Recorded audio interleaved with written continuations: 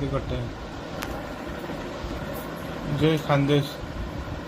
दही मालबीन जेवायला ठेवली. चिकन मसाला. आता आपण काय टाकू? गरम मसाला,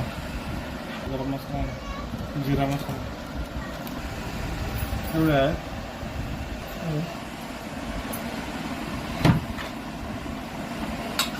लाल मिर्च दीदी, आधे थोड़ा नमक दीजिए बेटा. मॅग्नेट का तेल गरम हो झालं. एक कढीपत्ता थोडा उडीन. खरंच मायच्या नाही, एक बार बनायचं का रेसिपी.